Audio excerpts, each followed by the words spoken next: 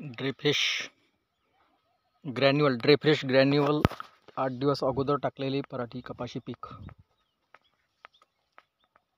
5 दिवसा अगोदर ड्रेफ्रेश लिक्विडची फवारणी केलेला प्लॉट. एकदम ग्रीन नेस्ट, चांगली क्वालिटी, सुंदर असा प्लॉट बसलेला आहे.